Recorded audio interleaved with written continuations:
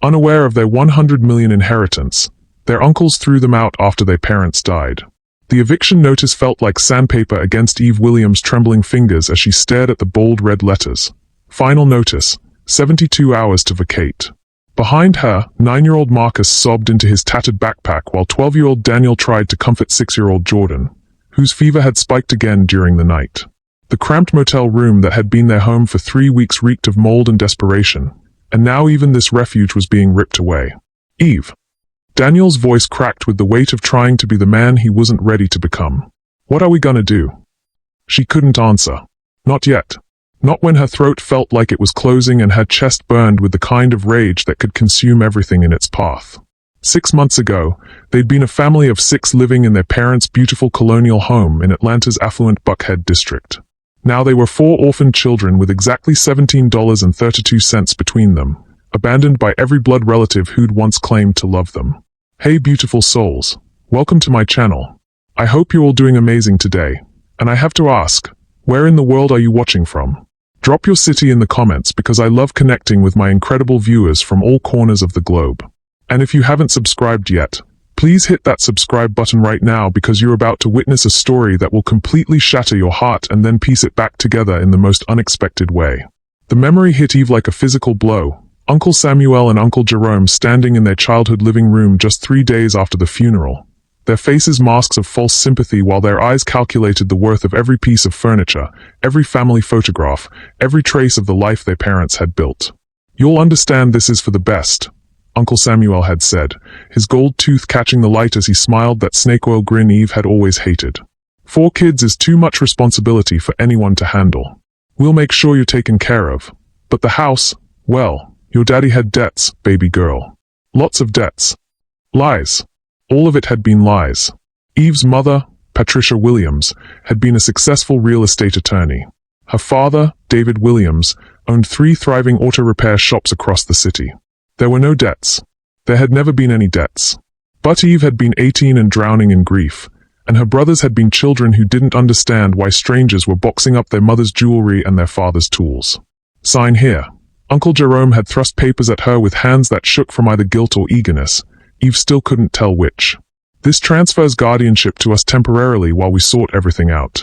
Just until you're back on your feet. She should have read those documents. Should have demanded a lawyer. Should have fought harder. But Marcus had been screaming for their mother every night, and Jordan had stopped eating. And Daniel had started having panic attacks that left him gasping on the bathroom floor. Eve had been trying to hold her brothers together while her own world crumbled, and she'd trusted the 2 men who'd bounced her on their knees when she was little. The biggest mistake of her life. Within a week, they'd been informed that the house was being sold to pay off debts. Within 2 weeks, they'd been moved to a rundown apartment in East Atlanta. Within a month, that apartment had been deemed too expensive, and they'd been relocated to an even smaller place.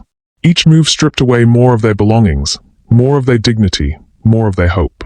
Your daddy's business accounts were cleaned out, Uncle Samuel had explained during one of his increasingly rare visits. Bad investments. Real bad investments. We're doing our best, but... More lies. Eve knew it in her bones, but proving it was another matter entirely. The breaking point had come 2 weeks ago when Eve discovered that both uncles had purchased new cars, a gleaming Mercedes for Samuel and a loaded pickup truck for Jerome. When she'd confronted them, Uncle Jerome's mask had finally slipped. You need to learn gratitude, little girl, he'd snarled, his breath reeking of whiskey and cigarettes. We didn't have to take you all in at all. Your daddy was always too proud for his own good, and look where it got him. Dead at 38 with nothing to show for it. That's not true, Eve had whispered, her voice barely audible over the roar of blood in her ears. Ain't it? Uncle Samuel had laughed, the sound like broken glass. Then where's all that money he was always bragging about? Where are all them investments and savings accounts he claimed to have? Face reality, Eve. Your daddy was a dreamer and a fool, and now you all are paying the price. That night, they'd been given another ultimatum, accept being split up into different foster homes, or figure out how to survive on their own. Eve had chosen the impossible over the unthinkable, gathering her brothers and what little they had left, and walking away from the only family they'd ever known. Now, staring at this eviction notice while her youngest brother burned with fever and her middle brothers tried not to cry, Eve felt something crystallize in her chest. Not hope. Hope was a luxury she couldn't afford. But determination. Cold, hard, unbreakable determination. Her parents hadn't been fools. They'd been planners, savers, people who'd talked about college funds and retirement accounts and leaving something behind for their children. There had to be something her uncles didn't know about. Something they hadn't found. Something that could save them all. Eve folded the eviction notice carefully and slipped it into her back pocket. When she turned to face her brothers, her voice was steady for the first time in months. "Pack everything. We're leaving tonight." "Where are we going?" Marcus asked, his 9-year-old face streaked with tears and snot. Eve looked out the grimy motel window at the city lights twinkling in the distance like stars she could no longer reach. Somewhere out there, in a world that had turned its back on them, lay the truth about what their parents had really left behind. And she was going to find it, no matter what it took. "We're going home," she said quietly. "We're going to find out what Uncle Samuel and Uncle Jerome don't want us to know." But as the words left her lips, Eve had no idea that the truth she was so desperate to uncover would be more shocking than anything she could possibly imagine. Hidden in the depths of her father's past was a secret so explosive, so life-changing, that it would transform them from 4 homeless orphans into the inheritors of a fortune that would make their uncle's betrayal look like pocket change. The real question wasn't whether they'd survive the streets. It was whether they'd survive the truth. What do you think Eve and her brothers are going to discover? Have you ever been betrayed by family members you trusted? Share your thoughts in the comments below. I read every single one, and your stories always inspire me to keep bringing you these powerful narratives.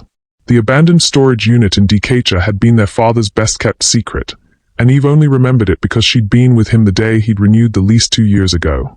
Just some old business records, baby girl. He'd told her with that mysterious smile that meant he knew more than he was saying. Nothing important. But as Eve used the key she'd found hidden in her mother's jewelry box, the only piece of jewelry the uncles hadn't managed to lose, she realized that David Williams had been preparing for something. The unit was organized with military precision, boxes labeled by year, file folders arranged alphabetically, and in the back corner, a fireproof safe that made Eve's heart race. "Daddy really kept all this stuff?" Daniel whispered, running his fingers along the neat rows of documents.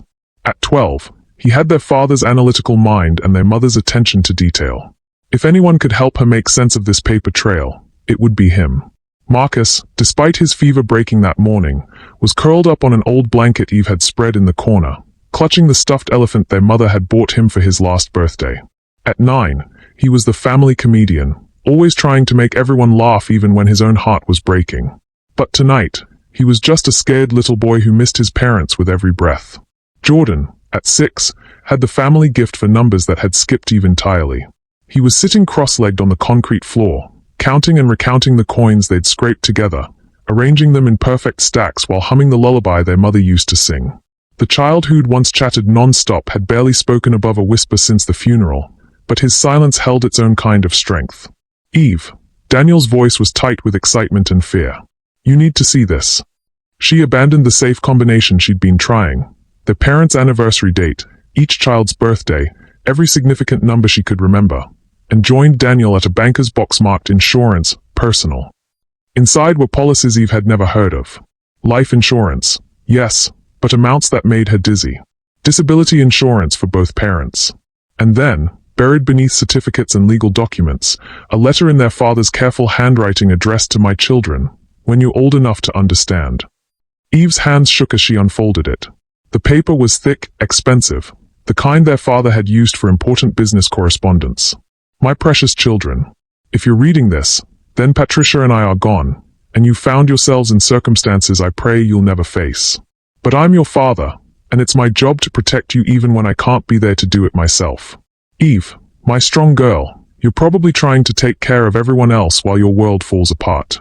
Daniel, son, you're probably trying to figure out how to fix things with logic and planning. Marcus, my little comedian, you're probably making everyone laugh while hiding your own tears. And Jordan, my quiet genius, you're probably watching and learning, seeing more than anyone realizes. I know my brothers. I love them, but I know them. If something happens to your mother and me, they'll see $signs, not grandchildren. They'll tell you there's nothing left, that I was irresponsible, that I left you with nothing but debt and broken dreams. They are wrong. 23 years ago, before I met your mother, I made a mistake that changed my life forever. I was young, angry, and stupid, and I got involved with people I shouldn't have trusted. Without going into details that might hurt you someday, I found myself in possession of something that didn't belong to me. Something valuable. Instead of returning it or turning it over to the police like I should have, I hid it. I told myself I'd figure out what to do later, when I wasn't scared and desperate. But later never came. I met your mother, fell in love, started a family, and built a life. The secret stayed buried, and with each passing year, it became harder to unearth. But secrets have a way of growing in the dark, children. What I took has grown into something I never imagined. Something that will ensure you never want for anything, never have to beg family members for help, never have to choose between food and shelter. The combination to the safe is your mother's maiden name followed by the year we were married, Johnson 1998. Inside, you'll find account numbers, passwords, and instructions that will lead you to a fortune I've spent 20 years legitimizing through investments, business ventures, and careful planning. Every penny clean, every dollar legally yours. But more than the money, you'll find proof of who your parents really were. Not the failures your uncles will paint us as, but people who loved you enough to plan for every contingency, including our own deaths. Eve, protect your brothers. They'll try to split you up, convince you that you can't handle the responsibility. Prove them wrong. Daniel, use that brilliant mind of yours. Question everything. Trust no one until they've earned it. Marcus, keep making people smile. The world needs your light, especially when things get dark. Jordan, speak up when it matters. Your voice may be quiet, but your words carry power. And all of you, remember that being family isn't about sharing blood. It's about choosing to love someone no matter what. You four have that bond. Don't let anyone break it. The papers in the safe will lead you to Thomas Chen, an attorney in Midtown who's been handling certain aspects of my affairs for years. He doesn't know about you children, but when you show him the documents, he'll understand. He'll help you claim what's rightfully yours. I love you all more than words can express. Your mother and I may not be there to guide you through what comes next, but we've given you everything you need to not just survive, but thrive. Make us proud. All my love, Daddy. P.S. The storage unit is paid up for the next 5 years. If you need a safe place to think and plan, this is it. Eve's tears fell freely now, splashing onto the letter as she read it aloud to her brothers. Marcus had stopped pretending to sleep and was staring at her with wide eyes. Daniel was already moving toward the safe, his fingers working the combination lock with steady determination. Jordan had abandoned his coin counting and crawled over to lean against Eve's side. The safe opened with a soft click that seemed to echo through the storage unit like a gunshot. Inside were stacks of documents, USB drives, and a leather portfolio that practically hummed with importance. But it was the bank statements that made Eve's knees buckle. Account balances with so many zeros she had to count them twice. Investment portfolios worth millions. Properties she'd never heard of in states she'd never visited. And at the bottom of the pile, a deed to a house in Marietta, a house that had been sitting empty for 3 years, fully paid for, waiting for the day when it might be needed. Eve, Daniel's voice was barely a whisper. We're not poor. No, she breathed, staring at numbers that represented more money than she'd ever imagined existed. We're not poor at all. Marcus sat up straighter, fever forgotten. Does this mean we don't have to go to foster homes? Jordan spoke for the first time in days, his small voice carrying absolute certainty. It means Uncle Samuel and Uncle Jerome are going to be very, very sorry. But even as relief and excitement coursed through her veins, Eve felt a chill of apprehension. Her father's letter had mentioned mistakes, dangerous people, secrets buried in the past. This money hadn't appeared out of nowhere. It had a history, a story that might come back to haunt them. Still, looking at her brothers' faces, hope replacing despair, strength replacing weakness, Eve made a decision that would change everything. Tomorrow, they would contact Thomas Chen. Tomorrow, they would begin the process of claiming their inheritance. Tomorrow, they would start the journey from victims to victors. But tonight, they would sleep in their father's safe house, surrounded by proof that they were loved, protected, and provided for even beyond the grave. Uncle Samuel and Uncle Jerome had stolen 6 months of their lives.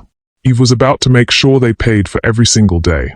Thomas Chen's law office occupied the entire 42nd floor of one of Midtown Atlanta's gleaming towers, and as Eve stood in the marble lobby holding a folder full of documents that could change their lives forever, she felt like an imposter. Her jeans were clean but worn, her jacket borrowed from a shelter donation box, and her brothers looked like what they were, children who'd been living on the streets for months. The security guard had already asked them twice if they were lost or looking for someone, his tone suggesting they didn't belong in a building where the elevator buttons were made of actual gold.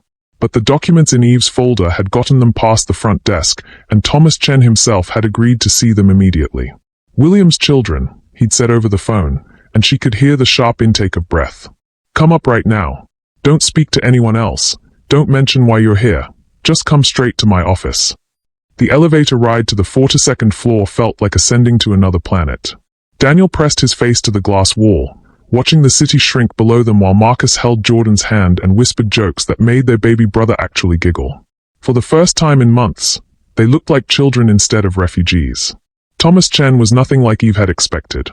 Instead of the elderly white man she'd pictured, he was young, maybe 35, with kind eyes behind wire-rimmed glasses and an expression that shifted from curiosity to shock to something that looked almost like fear as he examined their father's documents.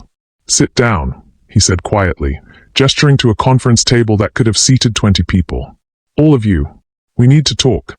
For 10 minutes, he read in absolute silence while Eve's heart hammered against her ribs. Outside the floor-to-ceiling windows, Atlanta spread out like a promise of possibilities. But inside this office, the future hung in the balance of whatever Thomas Chen was thinking. Finally, he looked up. "How long has your father been gone?" 6 months, Eve answered. 6 months, 2 weeks, and 3 days. "And your uncles? Samuel and Jerome Williams, they've been acting as your guardians." "They threw us out 2 weeks ago," Daniel said with the bluntness that only 12-year-olds could manage. "Said we could go to foster care or figure it out ourselves." Thomas Chen's jaw tightened. "They told you there was no money, no inheritance." "They said Daddy had debts," Marcus chimed in. "Said he was irresponsible and left us with nothing." For a moment, Thomas Chen just stared at them. Then he laughed, not with humor, but with the kind of bitter irony that comes from watching terrible people do predictably terrible things. "Your father," he said slowly, "was one of the most financially responsible men I've ever known. He spent 23 years turning a single mistake into a legitimate fortune, and every penny of it belongs to you." He stood and walked to a wall safe Eve hadn't even noticed, punching in a code with fingers that trembled slightly. When he turned back, he was holding a thick folder marked Williams Trust, Confidential. 23 years ago, your father came to me with a problem. He'd found himself in possession of a collection of stolen art, paintings, sculptures, jewelry that had been taken from a private collector during a home invasion. The thieves who'd hired him to transport the pieces had been arrested, but they didn't know David had kept detailed records of everything. Eve's stomach dropped. "Our father was a criminal." "Your father was 19 years old and desperate," Thomas Chen corrected gently. "He was supposed to drive a truck from one location to another, no questions asked. When he realized what he was transporting, he panicked. Instead of turning the items over to the police and risking prosecution, he hid them and came to me." He opened the folder, revealing photographs of artwork that took Eve's breath away. Paintings she recognized from art history classes, sculptures that belonged in museums, jewelry that sparkled even in two-dimensional images. "We spent 3 years researching the provenance of every piece. The original owner had died in the robbery, a reclusive collector named Harrison Montgomery who'd made his fortune in tech during the early days of the internet. He had no living relatives, no heirs, and according to his will, his entire estate was to be donated to various charities upon his death. So the art legally belonged to the charities?" Daniel asked, his quick mind already working through the implications. "Exactly. But the charities couldn't claim what they didn't know existed. The stolen pieces weren't included in the official inventory of Montgomery's estate because they'd been taken before the will could be executed." Thomas Chen pulled out another set of documents, legal papers covered in signatures and official seals. "Your father and I spent 5 years quietly returning every single piece to its rightful place. Anonymous donations to the museums and organizations Montgomery had named in his will. But Montgomery's estate was so vast, and the donations came in so gradually, that they also included a reward fund for anyone who helped recover the stolen items." He felt like the room was spinning. A reward fund. 15% of the estimated value of any recovered pieces, paid out over time to avoid tax complications and maintain anonymity. "Your father didn't want money for what he'd done. He wanted to make things right. But the law is the law, and the estate insisted on paying the reward." He slid a calculator across the table and showed them numbers that made Jordan gasp out loud. The art collection was valued at $875 million. 15% of that, invested carefully over 23 years. He paused for effect. Your current inheritance, including all investment growth, property acquisitions, and business ventures your father used to legitimize the funds, is worth approximately $157 million. The silence in the room was deafening. Eve could hear her own heartbeat, her brother's breathing, the hum of the air conditioning 42 floors above the city that had nearly destroyed them. 157 million, she whispered. And growing every day. Your father was a genius with investments, and I've been managing the portfolio according to his instructions since before you were born. You're not just wealthy, children. You're generationally wealthy. Your great-great-grandchildren will never want for anything. Marcus started crying, not from sadness this time, but from relief so profound it shook his entire body. Daniel was staring at the numbers like they might disappear if he blinked. Jordan was counting on his fingers, trying to process what 157 million actually meant. But Eve felt something else entirely. Rage. Pure, crystalline rage that burned away 6 months of fear and desperation and replaced it with something far more dangerous. Our uncles knew, she said quietly. They had to know. Thomas Chen's expression darkened. The trust was set up to be triggered by your father's death and accessed when the oldest child turned 18. Your uncles, as next of kin, would have been contacted by my office within days of the funeral. I sent certified letters explaining that they needed to bring you children to my office to begin the inheritance process. They never said anything, Daniel breathed. They never brought us anywhere. Because they were hoping you'd disappear into the foster system before you could find out the truth. If you'd aged out of the system without ever claiming your inheritance, it would have eventually reverted to your father's estate, which they stood to inherit as his brothers. Eve stood up so fast her chair toppled backward. They've been stealing from us for 6 months. They threw us out in the street, let us sleep in shelters and alleys and cheap motels, let Jordan get sick and Marcus go hungry and Daniel have panic attacks, all while knowing we were millionaires. 157 times over, Thomas Chen confirmed grimly. For a moment, Eve couldn't speak. The betrayal was so complete, so calculated, that it took her breath away. Then she looked at her brothers, Marcus wiping tears on his sleeve, Daniel staring at legal documents that proved they'd never have to be afraid again, Jordan quietly asking if they could afford food now, and the rage crystallized into something harder than diamond. I want them arrested, she said. For what? Technically, they haven't committed any crimes. Morally reprehensible, yes, but legally. Then I want them destroyed, Eve said with a calm that surprised even her. I want them to understand exactly what they've done, and I want them to pay for every single day they left us on the streets. Thomas Chen smiled, and for the first time since they'd entered his office, he looked truly pleased. Now you sound like your father's daughter, he said. He left very specific instructions for this exact scenario. Would you like to hear them?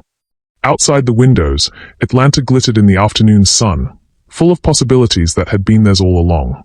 But inside this office, 4 orphaned children were about to become 4 of the wealthiest people in Georgia.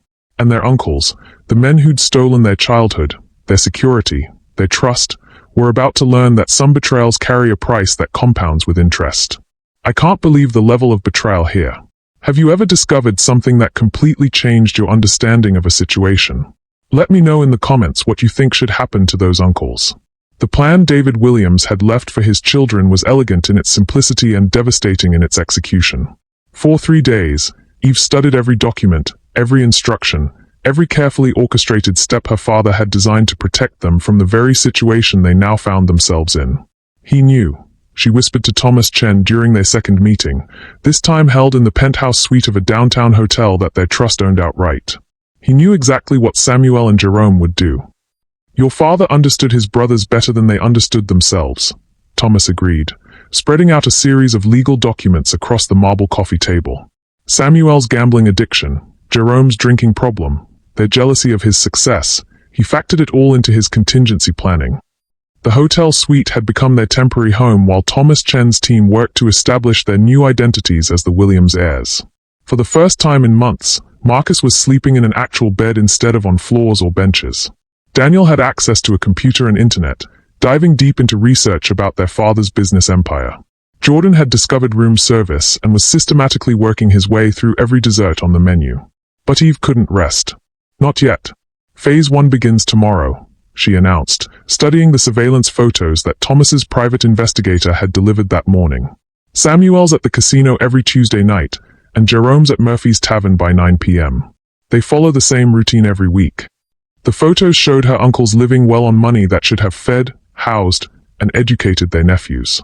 Samuel's new Mercedes was parked outside the Grand Palace Casino, while Jerome's truck sat in the parking lot of a bar known for its expensive whiskey and loose morals. Both men looked relaxed, happy, completely free of guilt over 4 children they'd abandoned to the streets. "You don't have to do this personally," Thomas warned. "We could handle everything through lawyers, investigators, the proper channels." "No," Eve said firmly. "This is personal.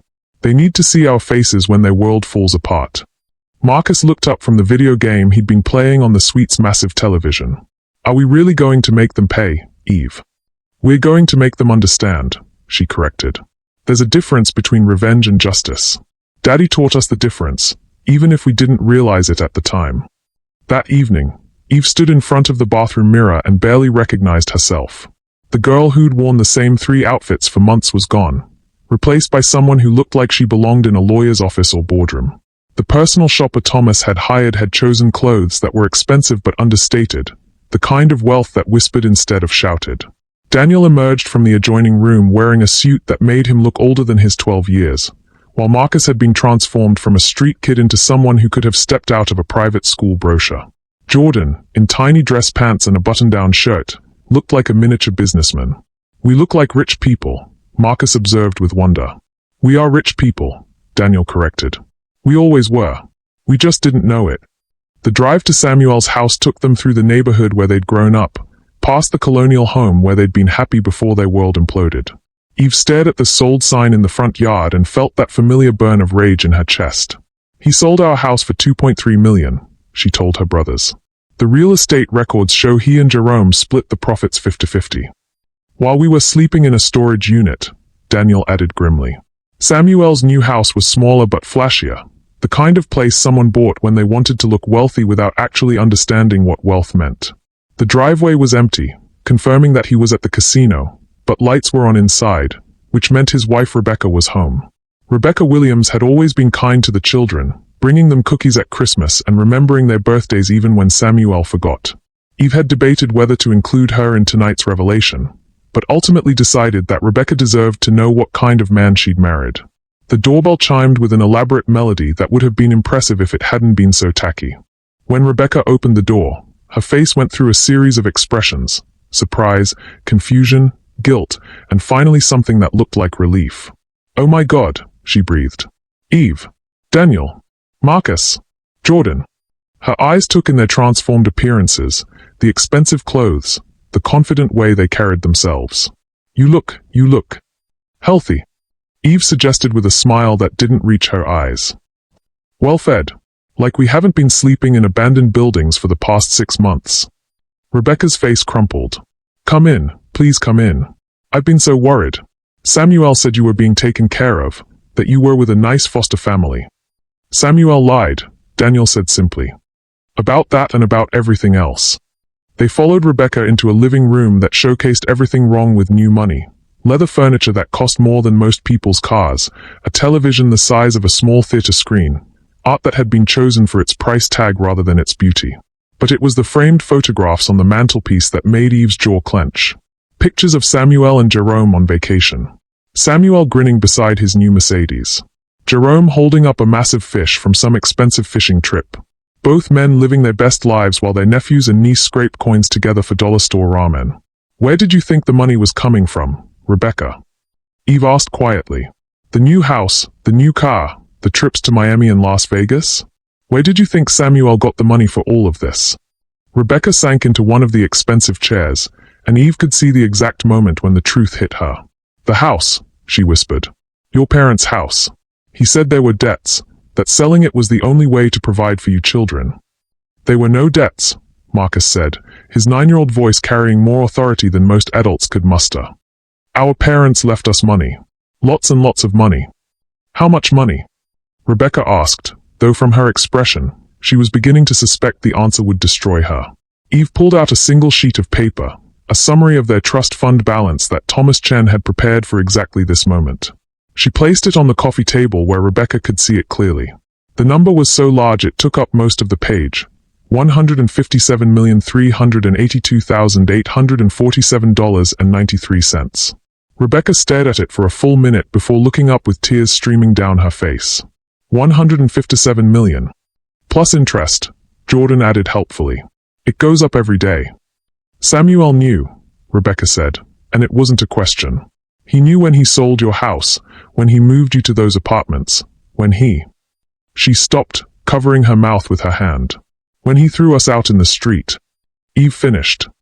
Yes, he knew. They both knew. They've been stealing from us for 6 months, hoping we'd disappear into the system before we could find out the truth. Rebecca stood up abruptly and walked to the window, staring out at the driveway where Samuel's Mercedes gleamed under the porch lights. What are you going to do? What our father planned for us to do, Eve said. Make sure they understand the consequences of their choices. As if summoned by their conversation, headlights swept across the front windows. Samuel's Mercedes pulled into the driveway, and even from inside the house, they could hear him laughing on his phone, probably bragging about his winnings at the casino. Rebecca, he called out as he entered the house. Baby, you should have seen me tonight. Hit 23 on the roulette wheel 3 times in a row. We're talking about that cruise to the Bahamas. He stopped dead when he saw them sitting in his living room. For a moment, nobody spoke. Samuel stood frozen in the doorway, his phone still pressed to his ear, taking in the sight of 4 children he'd written off as someone else's problem. But these weren't the desperate, frightened kids he'd abandoned. These were young people who looked like they belonged in boardrooms and country clubs. I'll call you back, he said into his phone, never taking his eyes off Eve. Hello, Uncle Samuel, she said with perfect politeness. We need to talk. He looked at Rebecca, who was still standing by the window with tears on her cheeks, then back at the children he'd betrayed. What are you doing here? How did you? His eyes took in their clothes, their confidence, their complete transformation. Where did you get money for those outfits? Same place we got money for this, Daniel said, holding up the trust fund statement. Samuel's face went white, then gray, then a sickly green that suggested he might actually be sick right there on his expensive carpet. That's not possible, he whispered. $157 million, Marcus said cheerfully. Our daddy left it for us. You remember our daddy, right? Your brother. The one whose children you threw away like garbage. Samuel collapsed into the nearest chair, the trust fund statement shaking in his hands as he read it over and over. This has to be fake. David didn't have this kind of money. He couldn't have. Our father spent 23 years planning for every contingency, Eve said, including having brothers who would choose greed over family. The sound of another car in the driveway made them all turn toward the window. Jerome's truck was pulling up behind the Mercedes, which meant phase 2 of their father's plan was beginning right on schedule. You called Jerome? Samuel asked Rebecca with the desperation of a man watching his world collapse. I didn't call anyone, Rebecca whispered. Eve smiled, and this time it was genuine. We did. We told him you'd had a family emergency and needed him here immediately. He was very concerned about your welfare. The front door burst open without any pretense of knocking. Jerome Williams stumbled in, smelling like whiskey and looking like he'd driven straight from the bar to get here. Sammy, what's wrong? Rebecca said. He stopped when he saw the children, his alcohol-clouded brain taking several seconds to process their presence. What the hell are you kids doing here? Claiming our inheritance, Jordan said in his quiet, serious voice. Jerome laughed, the sound harsh and ugly in the suddenly tense room. Inheritance? You're still playing make-believe? I thought the streets would have taught you better by now. Eve stood up slowly, and something in her posture made both men take a step backward. The streets taught us exactly what we needed to know, Uncle Jerome. They taught us who we could trust and who we couldn't. They taught us the difference between people who protect children and people who exploit them. And they taught us that family isn't about blood, it's about choice. She gestured to her brothers, who moved to stand beside her in a united front that neither Samuel nor Jerome could mistake. You chose greed over family, she continued. You chose luxury over the welfare of children who trusted you. You chose to steal from orphans rather than do the right thing. We didn't steal anything. Samuel protested, but his voice lacked conviction. You stole 6 months of our childhood, Daniel said. You stole our sense of security, our trust in family, our belief that adults would protect us. You stole our house, Marcus added. Our parents' furniture, our mother's jewelry, our father's tools. You stole our future, Jordan finished. Or you tried to. Jerome was looking back and forth between his brother and the trust fund statement, his alcohol-fogged brain finally beginning to comprehend the magnitude of what he was seeing. 157 million? That's real. As real as the Mercedes in your driveway, Eve confirmed. As real as this house you bought with the money from selling our home. As real as every vacation you took while we slept on park benches. We were going to tell you, Samuel said weakly. We were just waiting for the right time. The right time was 6 months ago, Eve said. The right time was when you received the first letter from Thomas Chen's office explaining our inheritance. The right time was when you decided whether to be uncles or predators. Rebecca was crying openly now, staring at her husband like she'd never seen him before. Samuel, how could you? They are children. They are babies. They are millionaires, Jerome said, his voice filled with wonder and rage and something that might have been regret. David's kids are millionaires. 157 times over, Eve confirmed. And tomorrow morning, our lawyers will begin the process of recovering every penny you've stolen from us. The house sale, the furniture, the jewelry, all of it will be repaid with interest. You can't prove we stole anything, Samuel said, but even he didn't sound convinced. We don't have to prove it, Daniel said with a smile. We just have to ask for it back. You see, legally, you were acting as our guardians. Every asset of our parents' estate that you liquidated should have been held in trust for us until we came of age. Since you didn't do that, and since you used the money for your own benefit, it constitutes a breach of fiduciary duty. Jerome stared at the 12-year-old who was calmly explaining how they were about to be legally destroyed. You can't know all that. You're just kids. We're kids with very expensive lawyers, Marcus said happily, and unlimited money to pay them. The room fell silent except for Rebecca's quiet sobbing and the sound of both men's worlds crashing down around them. Eve looked at her uncles, the men who'd bounced her on their knees when she was little, who'd taught her to ride a bike and helped her with homework, and felt nothing but pity. Our father left instructions for this exact situation, she said finally. He knew you'd choose money over family, and he planned accordingly. But he also left us a choice. Both men looked up with something that might have been hope. We can destroy you completely, Eve continued. Criminal charges for fraud and theft, civil suits that will take everything you own, public humiliation that will follow you for the rest of your lives. Oh, Samuel whispered. Or you can make this right. All of it. Every penny returned, every asset replaced, every wrong acknowledged. And in exchange, we'll let you walk away with your freedom and what's left of your dignity. What's the catch? Jerome asked suspiciously. Eve's smile was sharp as broken glass. No catch. Just consequences. You'll return everything you stole, pay penalties and interest, and then you'll disappear from our lives forever. No contact, no family gatherings, no attempts to reconcile. You'll live with what you did, and we'll live without you. And if we refuse? Samuel asked. Then our lawyers will be very, very busy, Daniel said. And very, very thorough. Outside, Atlanta glittered with the same possibilities it had always held. But inside this expensive house built on stolen dreams, two men were finally understanding the true cost of their betrayal. The children they'd thrown away had become the architects of their destruction. And the night was just getting started. The meeting Thomas Chen had arranged for the following morning took place in a conference room that looked like a courtroom designed by billionaires. 24 floors above the city, with windows offering a panoramic view of Atlanta's skyline, it was the kind of space where life-changing decisions were made with the stroke of a pen.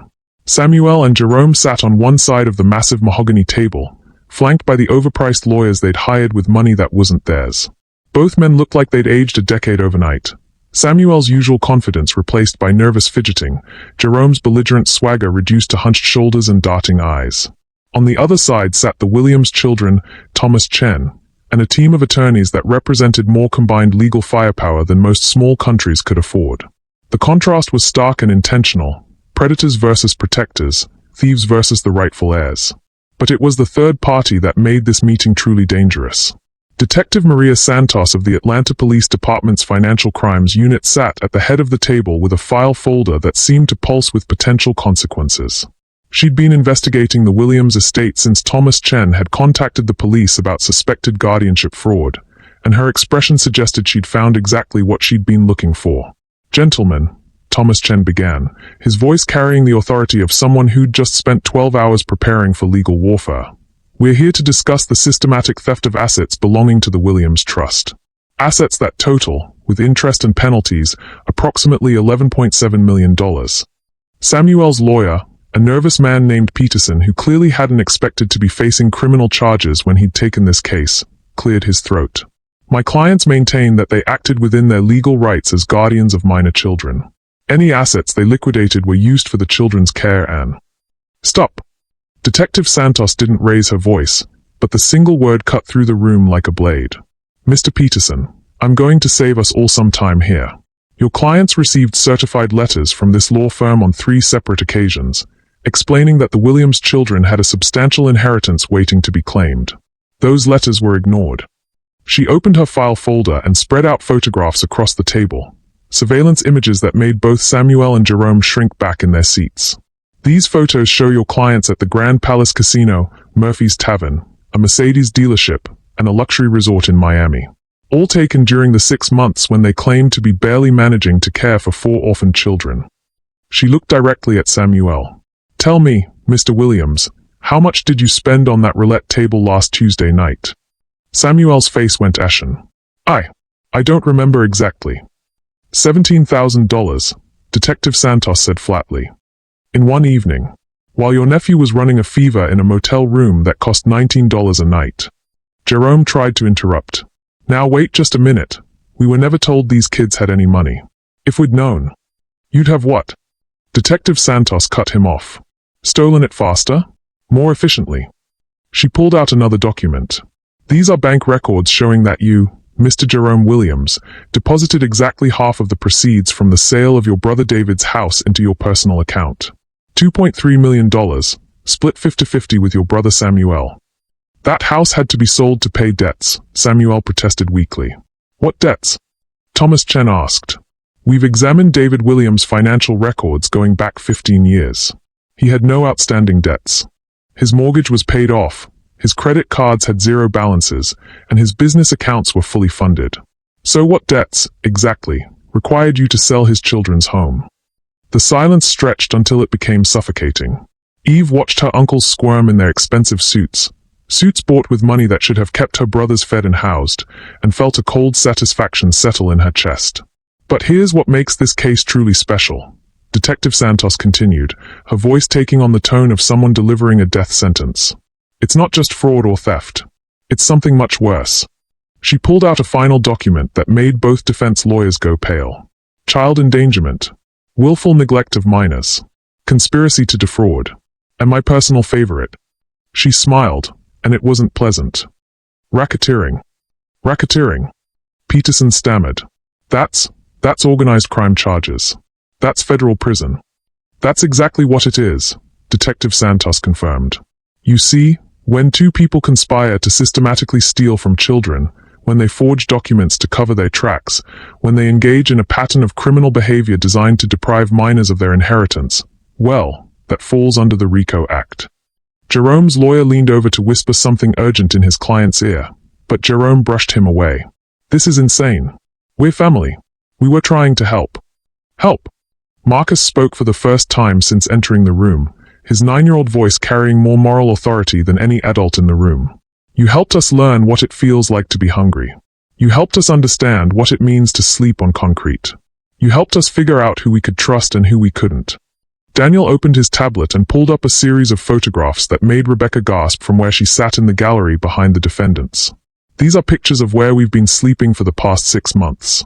This one is behind a dumpster. This one is in an abandoned warehouse. This one is in a subway tunnel. And this, Jordan added quietly, holding up a hospital bracelet, is from when I got pneumonia because we couldn't afford proper shelter. The emergency room bill is $14,000. It's still unpaid because we had no insurance and no money. Eve watched her uncles stare at the evidence of what their greed had cost, and for a moment, she almost felt sorry for them. Almost. Our father knew this would happen, she said finally. He knew you'd choose money over family. That's why he left us instructions for exactly this situation. She nodded to Thomas Chen, who opened a sealed envelope that had been sitting on the table since the meeting began. This is David Williams' final message to his brothers, Thomas announced. Written 23 years ago, updated annually, and sealed with instructions to be opened only if his children were ever betrayed by family members. He cleared his throat and began to read. Samuel and Jerome, if you're hearing this, it means you've done exactly what I feared you would do. You've put money ahead of family, greed ahead of love, and your own comfort ahead of my children's welfare. I'm not surprised. Growing up, you both showed me who you really were. Samuel, you stole money from Mom's purse to buy comic books and blamed it on the neighbor kids. Jerome, you sold my baseball cards to buy cigarettes and told me they'd been lost. You were bullies, thieves, and cowards then, and apparently you still are now. But here's what you never understood about me. I kept records of everything. Every cruel thing you did, every lie you told, every time you chose the easy wrong over the difficult right. I documented it all because I knew that someday, it might matter. Today, it matters. The children sitting across from you are worth more money than you can imagine. More than enough to buy and sell you both 100 times over. They have the resources to destroy you completely, legally, financially, socially, and personally. But they also have something you never did, character. They will offer you a choice, just as I always offered you choices. You can make this right, return what you've stolen, accept the consequences of your actions, and disappear from their lives with whatever dignity you have left. Or you can fight, lie, make excuses, and blame everyone but yourselves. If you choose to fight, you will lose. Not because my children are vengeful, but because they are righteous. Justice has a way of finding people like you, Samuel and Jerome. It always has. The money you've stolen from my children amounts to a rounding error in their trust fund. But the pain you've caused them, the trauma you've inflicted, the childhood you've stolen, that debt can never be repaid. My children will grow up to be remarkable people despite what you've done to them. You will grow old knowing that when family needed you most, you chose money instead. That's your real inheritance, brothers. Live with it. David.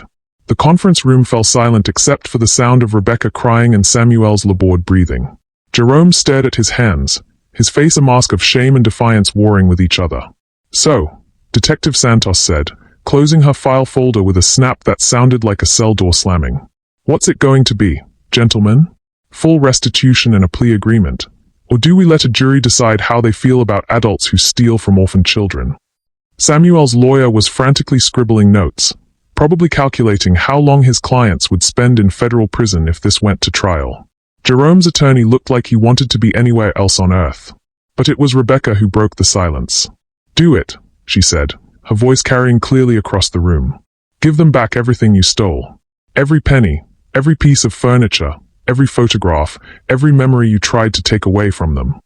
She stood up, her face streaked with tears but her voice steady. I won't be married to someone who steals from children. I won't live in a house built on stolen dreams. Samuel turned to stare at his wife with something approaching horror. Rebecca, you don't understand. I understand perfectly, she cut him off. You had a choice between doing right by 4 children who trusted you, or getting rich by betraying them. You chose money. You chose it every single day for 6 months while those babies were homeless and hungry and scared. She pulled off her wedding ring and set it on the table with a soft click that seemed to echo forever. I choose them. Eve felt tears prick her eyes, not from sadness, but from relief. In a world where adults had repeatedly failed them, here was one person who'd chosen to do the right thing, even when it cost her everything. The full restitution package is $11.7 million, Thomas Chen announced. That includes the house sale proceeds, the liquidated assets, interest, penalties, and compensation for pain and suffering. You have 48 hours to arrange payment, or Detective Santos will proceed with criminal charges. 11.7 million. Jerome whispered. We don't have 11.7 million. Then you'll figure out how to get it, Eve said simply. Sell the Mercedes. Sell the house. Sell the truck. Liquidate your retirement accounts. Cash in your life insurance policies. Mortgage your souls if you have to. But you'll pay back every penny you stole from us, plus interest. And if we can't? Samuel asked. It's completely true.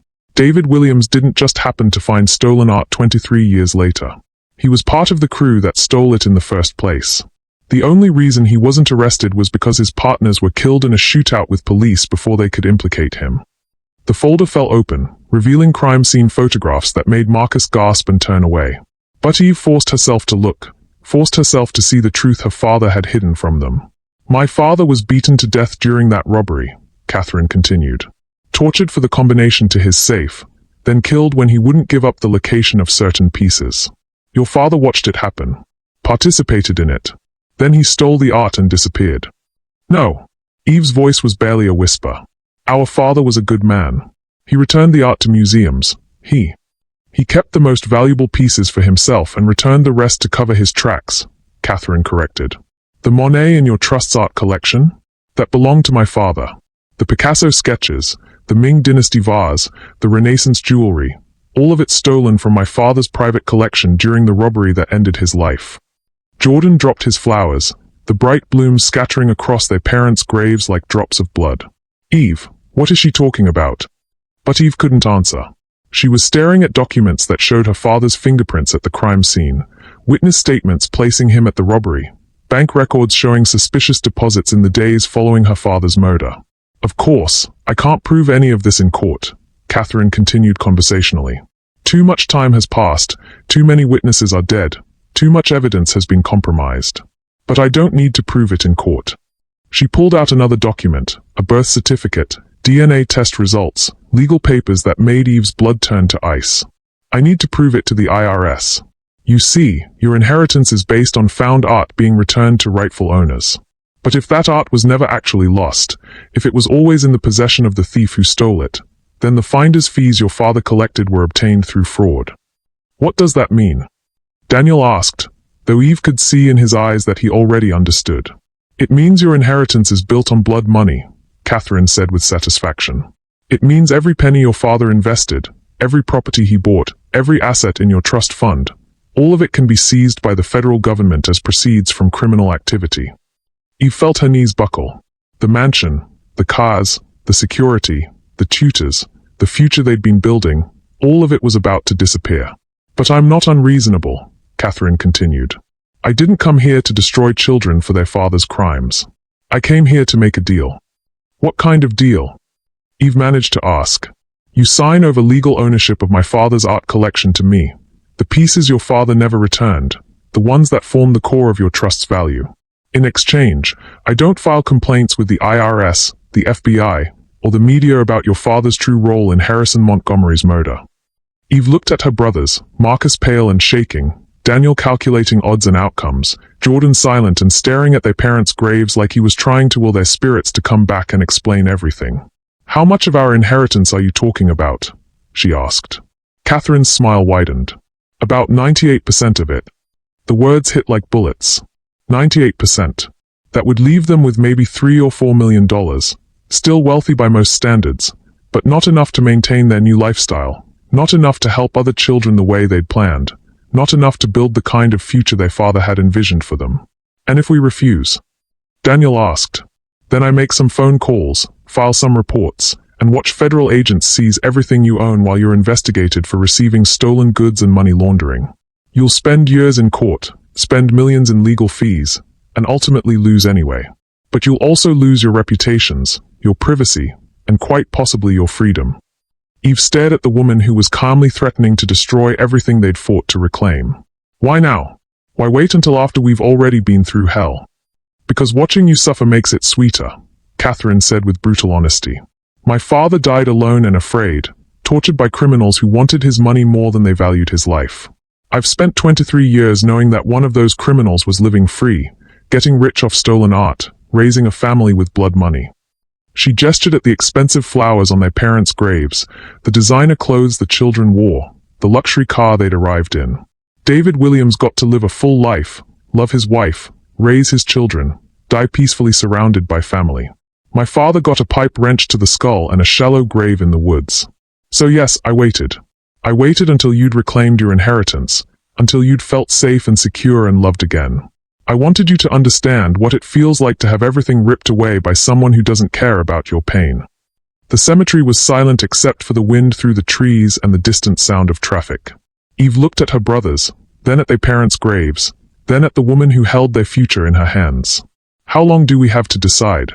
24 hours, Catherine said. Sign over the art collection, or lose everything trying to keep it. She turned to leave, then paused. Oh, and children. Don't think about running or hiding the assets. I've been preparing for this confrontation for years. There's nowhere you can go that I won't find you, no legal loophole that will save you, no amount of money that will make this problem disappear. Our father loved us, Marcus said suddenly, his 9-year-old voice carrying absolute conviction. Whatever he did before we were born, he loved us. Catherine's expression softened for just a moment, and Eve saw a glimpse of the daughter who'd lost her father to violence and spent decades seeking justice. I'm sure he did, she said quietly. But love doesn't wash away blood. And stolen money doesn't become clean just because it's spent on good intentions. Then she walked away, leaving 4 children standing in a cemetery, surrounded by the graves of parents who'd tried to protect them from a truth that was about to destroy them anyway. As her car disappeared down the winding cemetery road, Eve felt the same hollowness she'd experienced 6 months ago when their uncles had first betrayed them. But this was worse. This time, she understood exactly what they were losing and exactly why they couldn't fight to keep it. What are we going to do? Daniel asked. Eve looked at her brothers, the 3 people who mattered more to her than all the money in the world, and made the only choice she could make. We're going to go home, she said. We're going to spend one last night in our beautiful house, and tomorrow we're going to give Catherine Montgomery what she wants. But why? Marcus asked, tears streaming down his face. Why do we have to give up everything again? Eve knelt down and pulled her youngest brother into her arms, breathing in the scent of his hair and memoizing the weight of him against her chest. Because stolen money never really belongs to you, she said. And because our father would want us to do the right thing, even when it hurts. But as they drove back to their mansion, their last night in paradise before returning to the kind of modest life that $3 million could provide, Eve wondered if doing the right thing would be enough to keep her family together when the whole world learned the truth about David Williams. Some secrets were too big to stay buried forever. And some truths were too terrible to survive intact. This is such a devastating turn. Do you think there's any way the children can overcome this revelation? Let me know your thoughts in the comments. Eve hadn't slept. She'd spent the entire night sitting in her father's study, surrounded by legal documents, financial records, and the weight of an impossible decision. Catherine Montgomery's ultimatum hung over them like a sword, ready to fall at exactly noon today. Sign over 98% of their inheritance, or lose everything to a federal investigation that would paint their beloved father as a murderer and thief. But as dawn broke through the mansion's tall windows, Eve realized she'd been asking herself the wrong questions all night.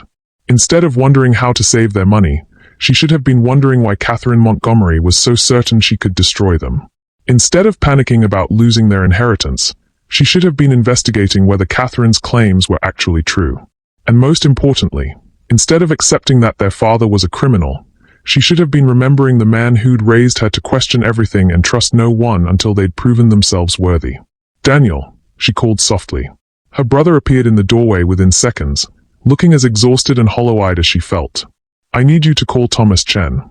Tell him to bring every piece of documentation about Daddy's art recovery, every legal filing, every communication with the museums and estate. Why? Daniel asked, but he was already reaching for his phone. Because I don't think Catherine Montgomery is telling us the whole truth. Marcus and Jordan wandered into the study as Eve spread out every document they had, creating a timeline that started with their father's alleged involvement in the robbery and ended with Catherine's ultimatum yesterday.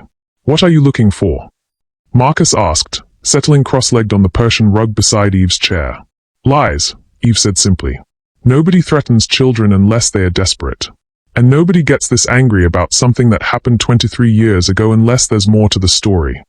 Thomas Chen arrived within an hour, accompanied by his entire legal team and carrying boxes of files that had been stored in his firm's secure archives. But it was the expression on his face that told Eve everything she needed to know. You don't believe her either, she said as he set the boxes on the conference table. I've been David Williams' attorney for 23 years, Thomas replied carefully. I've seen every document, overseen every transaction, verified every piece of art that was returned to museums. If your father was a criminal, I would have known. But could you prove it in court? Daniel asked. That's exactly what we're about to find out. For 3 hours, they dissected Catherine Montgomery's claims piece by piece. The crime scene photos were real. The police reports were genuine. David Williams' fingerprints had indeed been found at Harrison Montgomery's house. But they'd been found in areas where a security consultant would naturally leave prints, door handles, alarm panels, the main office where security equipment was monitored. Nothing near the safe that had been cracked, Nothing in the private collection room where the most valuable art had been stored. "Look at this," Daniel said, pointing to a witness statement that had been buried in the middle of Catherine's folder. "This neighbor says she saw 3 men leaving the Montgomery house around the time of the murder. 3 men, not 4. And this," Marcus added, having inherited their father's eye for detail. "The getaway car was described as a blue sedan. But Daddy's work truck was white, and he never owned a blue car." Jordan, quiet as always but observant as a hawk, pointed to something even more damning. "The robbery happened on a Tuesday night. But look, Daddy's work schedule shows he was installing a security system in Savannah that week. He couldn't have been in Atlanta." Thomas Chen was already on his phone, calling investigators and forensics experts and document analysts. But Eve was looking at something else entirely: the dates on Catherine Montgomery's legal documents. "Thomas," she said quietly, "when did Catherine Montgomery first contact your office about the Williams Trust?" He checked his records. "Never. She's had no contact with our firm until yesterday." "Then how did she know about our inheritance? How did she know the specific pieces of art in our trust's collection? How did she know exactly when to approach us?" The room fell silent as the implications sank in. "Someone's been feeding her information," Daniel breathed. "Someone who had access to confidential trust documents," Thomas confirmed grimly. "Someone who knew we'd just reclaimed our inheritance from Samuel and Jerome," Eve added. Marcus sat up straighter. "Someone who wanted us to lose everything we'd just gotten back." The pieces clicked into place with sickening clarity. Catherine Montgomery wasn't a bereaved daughter seeking justice for her father's murder. She was a weapon being wielded by someone who wanted to destroy the Williams children, someone who'd already tried once and failed. "Samuel and Jerome," Eve said with absolute certainty. "They hired her." Thomas Chen was already pulling up phone records, bank statements, travel itineraries. Within minutes, he had proof.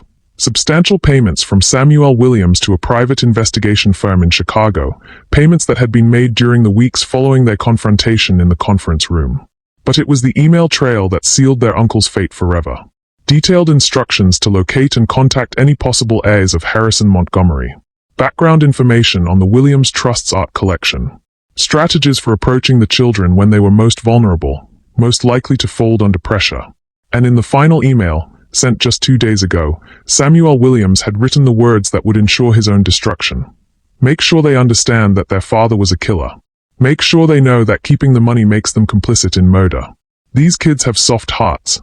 Guilt will accomplish what legal threats cannot." "They wanted us to give up our inheritance voluntarily," Eve said, her voice deadly calm. "They wanted us to sign it away so they could challenge our abandonment of the trust and claim it for themselves as the next of kin." "But Catherine Montgomery doesn't know she's being used," Daniel realized. "She really believes our father killed her father." Thomas Chen was still going through documents, but now he was smiling, the kind of smile that suggested someone was about to have a very bad day.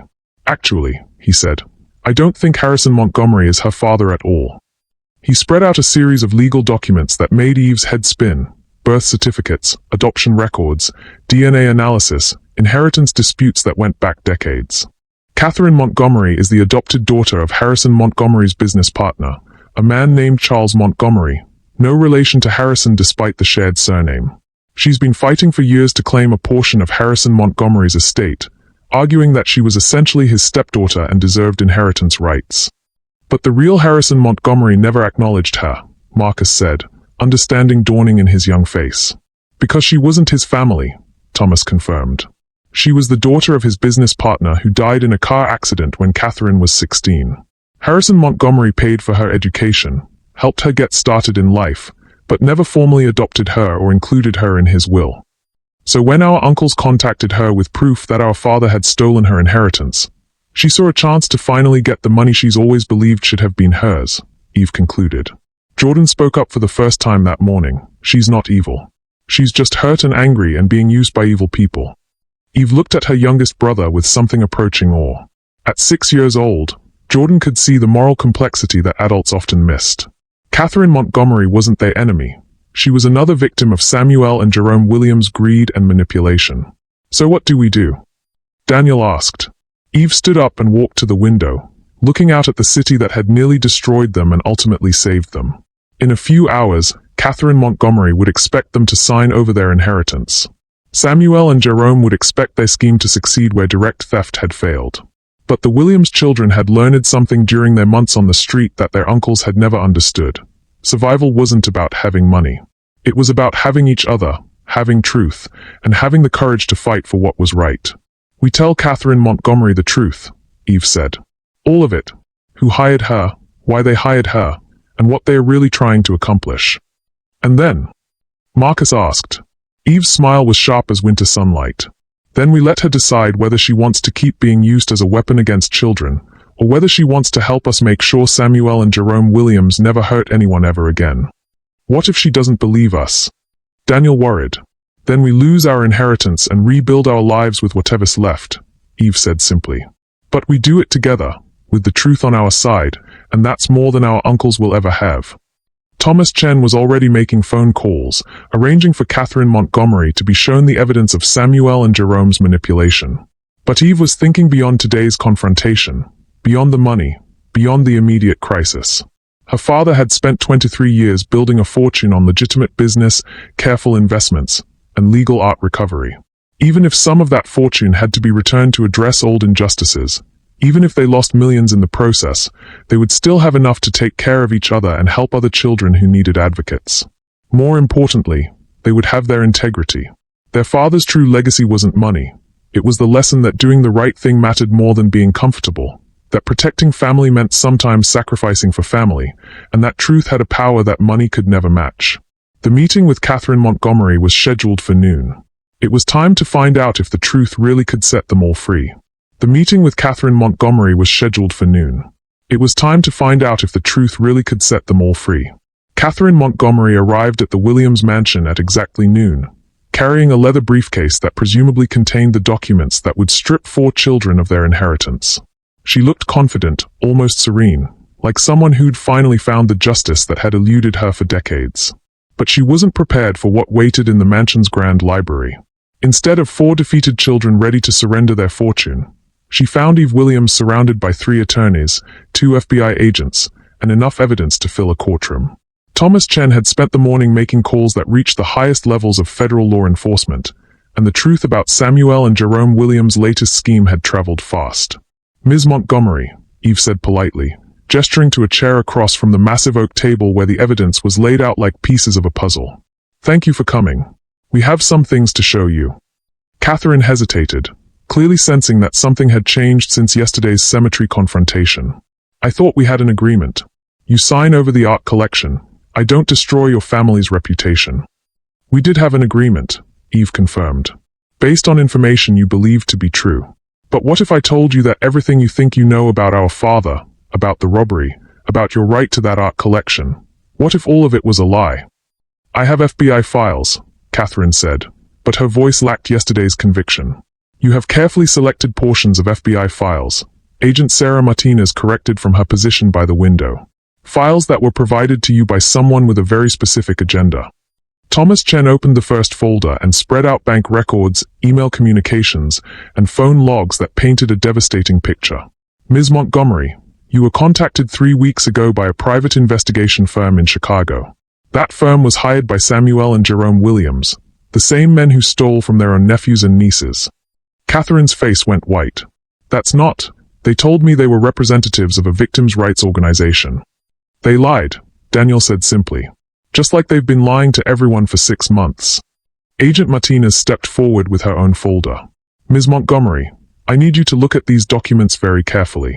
This is the complete FBI file on the Harrison Montgomery murder case, not the edited version you were shown."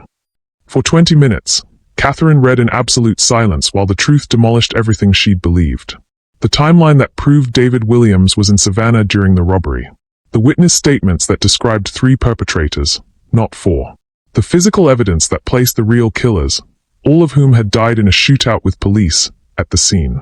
But it was the final document that broke her completely. "This is a letter from Harrison Montgomery," Agent Martinez explained gently. "Written 6 months before his death to his attorney, expressing his intention to formally adopt you and include you in his will. He'd planned to surprise you on your college graduation." Catherine's hands shook as she read Harrison Montgomery's own words. "Catherine has been the daughter I never had. When Charles died, I promised him I would take care of her, and I have failed in that promise by not making our relationship official. She deserves to inherit not just my money, but my name and my legacy. I intend to correct this oversight immediately. He was going to adopt you, Eve said softly. You would have been his legal heir, entitled to his entire estate. But he was murdered before he could complete the paperwork. The real killers stole that from you, Marcus added with the brutal honesty that only 9-year-olds could manage. Not our daddy. Our daddy never even met you. Catherine looked up with tears streaming down her face. Then I've spent 23 years hating an innocent man. You've spent 23 years being manipulated by guilty ones, Thomas Chen corrected. Samuel and Jerome Williams found your old legal challenges to the Montgomery estate, realized you still believed David Williams was involved in the robbery, and decided to use your pain as a weapon against his children. Agent Martinez pulled out another set of documents, search warrants, arrest warrants, and federal indictments that would ensure Samuel and Jerome Williams faced justice for conspiracy, fraud, child endangerment, and a dozen other charges.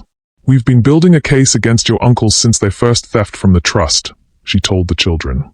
But their attempt to use Ms. Montgomery to coerce you into abandoning your inheritance just gave us everything we needed for racketeering charges.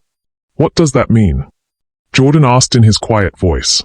It means they are going to prison for a very long time, Agent Martinez said with satisfaction. And it means every penny they stole from you will be returned with interest and penalties. But Eve was looking at Catherine Montgomery, seeing not an enemy but another victim of her uncle's greed. What will you do now? Catherine wiped her eyes and managed a shaky smile. I'll sue the private investigation firm that lied to me. I'll pursue the real killer's estates for wrongful death. And I'll try to figure out how to apologize to 4 children for threatening to destroy their lives based on lies. You don't need to apologize, Eve said firmly. You need to help us make sure this never happens to anyone else. What do you mean? Eve stood and walked to the window, looking out at the city that had tested them, broken them, and ultimately made them stronger. Our father left us more than money. He left us the responsibility to use that money for good. There are other children out there being betrayed by adults they trust, other families being destroyed by greed, other people who need advocates. She turned back to Catherine with a proposal that would change everything. Harrison Montgomery's Foundation for Disadvantaged Youth went dormant after his death because there was no one to run it. You could bring it back to life. We could fund it, you could manage it, and together we could make sure his real legacy lives on. Catherine stared at her for a long moment. You want to give me money? After what I tried to do to you. We want to give you purpose, Daniel corrected. The same way our father found purpose in making things right. Besides, Marcus added with a grin that reminded everyone he was still just a 9-year-old boy. We've got so much money we literally can't spend it all. Might as well use it to help people. Agent Martinez cleared her throat. Speaking of which, we'll need you children to testify when your uncles go to trial. Are you prepared for that? Eve looked at her brothers, seeing the same determination in their faces that had carried them through 6 months on the streets. We've been preparing for that our whole lives. The trial of Samuel and Jerome Williams became a media sensation that dominated Atlanta headlines for 3 months. The story had everything: child endangerment, massive fraud, family betrayal, and 4 orphaned children who'd survived homelessness to reclaim a fortune worth over $150 million. But it was the children's testimony that sealed their uncle's fate. Eve Williams, now 19 and poised beyond her years, calmly recounted 6 months of sleeping in alleys while her uncles lived in luxury purchased with stolen money. Daniel, at 13, methodically presented evidence of their uncle's calculated deception with the precision of a seasoned prosecutor. Marcus, still just 10 but no longer the scared child he'd been, made the jury cry when he described going hungry while his uncles ate at expensive restaurants. And Jordan, barely 7 but wise beyond his years, delivered the most devastating testimony of all. They weren't mean to us because they were bad people, he said in his quiet voice that somehow carried to every corner of the packed courtroom. They were bad people because they chose to be mean to us. There's a difference. The verdict was unanimous on all counts: conspiracy, fraud, child endangerment, racketeering, and a dozen other charges that would keep Samuel and Jerome Williams in federal prison for the next 25 years. But the real victory wasn't the guilty verdict. It was what happened afterward. Catherine Montgomery had indeed revived Harrison Montgomery's Youth Foundation, turning it into one of the most effective child advocacy organizations in the Southeast. With unlimited funding from the Williams Trust, the foundation provided legal representation for children in guardianship disputes, emergency housing for families in crisis, and educational support for kids aging out of foster care. The Montgomery Foundation had already helped 43 families avoid the kind of betrayal the Williams children had endured. Rebecca Williams, Samuel's ex-wife, had testified for the prosecution, providing key evidence about her husband's spending habits and suspicious behavior. After the divorce was finalized, she'd used her share of the restitution money to open a shelter for homeless families, specifically focusing on keeping siblings together during crisis situations. "I can't undo what Samuel did," she told Eve during the Foundation's first annual gala, "but I can make sure other families don't suffer the way you did." Even more surprisingly, the Williams children had gained an unexpected ally in their fight for justice. Detective Maria Santos had been so impressed by their resilience and determination that she'd created a special task force dedicated to investigating financial crimes against children. The Williams Protocol, named after the family, had already resulted in 17 arrests and the recovery of over $8 million in stolen assets. But perhaps the most meaningful victory was the smallest one. The storage unit in Decatur, the place where they'd first discovered their father's secret, had been transformed into a memorial library. Every book, every document, every piece of their parents' lives had been preserved there, along with new additions from families who wanted to honor loved ones who'd protected children. It was there, on the second anniversary of their parents' death, that the Williams children held their own private ceremony of remembrance and gratitude. "Mama and Daddy would be proud," Marcus said, placing fresh flowers on the small shrine they'd created. "They are proud," Eve corrected, looking around at everything they'd built from the ashes of their tragedy. "They are watching us prove that love really is stronger than greed, that family really is about choice, and that doing the right thing really does matter more than being comfortable." Daniel, now 15 and already accepted to early admission programs at 3 universities, pulled out a letter he'd been writing. "I've been thinking about what Daddy said in his letter to us. About how being family isn't about sharing blood, it's about choosing to love someone no matter what." He looked around at the group that had gathered for this private ceremony, not just the 4 Williams children, but Catherine Montgomery, Rebecca Williams, Detective Santos, Thomas Chen, and a dozen other people who'd become family through shared purpose rather than shared genetics. Jordan, now 8 and no longer the silent child he'd been during their darkest days, stood up with the confidence that came from knowing he was loved, protected, and valued. "I want to read something too." He pulled out a composition notebook and opened it to a page covered in his careful handwriting. "This is a story I wrote for school. It's called The Treasure Hunt. Once upon a time, there were 4 kids who went looking for treasure. They thought the treasure was gold and jewels and money, but that wasn't the real treasure at all. The real treasure was finding out that they were brave and strong and good at taking care of each other. The kids had to fight pirates who tried to steal their treasure, but the pirates were actually family members who forgot that love is more important than money. The kids won the fight not because they were stronger, but because they told the truth and other good people helped them. At the end of the story, the kids still had lots of gold and jewels and money, but they learned that the real treasure was always each other. And they used the gold to help other kids find their treasure too. The end. Jordan closed the notebook and looked around at his family, blood family and chosen family, people who'd been with them since the beginning and people who'd joined their story along the way. "That's our story," he said simply. "We went looking for money, but we found out we already had everything we needed." Eve felt tears on her cheeks, not from sadness this time, but from overwhelming gratitude for the journey that had brought them here. They'd lost their parents, their home, their childhood innocence. But they'd gained something more valuable, the knowledge that they could survive anything as long as they had each other, and the power to make sure other children never had to suffer what they'd suffered. Outside the storage unit, Atlanta sparkled in the evening light, full of possibilities they were finally ready to embrace. Inside this small space where their real journey had begun, 4 orphan children had become 4 young people with the resources, the determination, and the family support to change the world. Their father's final gift hadn't just been money. It had been the lesson that inherited wealth paled in comparison to inherited love, and that the greatest treasure any family could possess was the unbreakable bond of choosing each other, again and again, no matter what. Samuel and Jerome Williams had tried to destroy that bond. Instead, they'd only made it stronger. And as the Williams children walked out of the storage unit and into their future, they carried with them the absolute certainty that their parents' love would guide them through whatever challenges lay ahead. Because in the end, love really was the only inheritance that mattered. And theirs would last forever. 5 years later, Eve Williams graduated summa cum laude from Emory University Law School at 24, immediately joining Thomas Chen's firm as a specialist in family law and children's rights. Her first case resulted in the prosecution of a foster care agency that had been systematically defrauding the state while neglecting the children in their care. Daniel Williams, accepted to MIT at 16, earned dual degrees in computer science and business administration. At 19, he founded a tech company that created software to track and prevent financial crimes against vulnerable populations. The Guardian Protocol system was adopted by Child Protective Services agencies in 37 states. Marcus Williams, now 14, had discovered a gift for public speaking that made him one of the most effective advocates for homeless youth in the country. His testimony before Congress resulted in the passage of the Williams Act, federal legislation that strengthened protections for children in guardianship situations. Jordan Williams, at 12, had quietly become the family's investment genius, managing the trust's portfolio with an intuitive understanding of markets that amazed even seasoned professionals.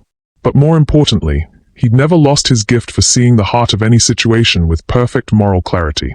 Together, the Williams children had used their inheritance to help over 2,000 families, prevent dozens of cases of guardianship fraud, and create a network of support systems that ensured no child would ever again face the kind of betrayal they'd endured.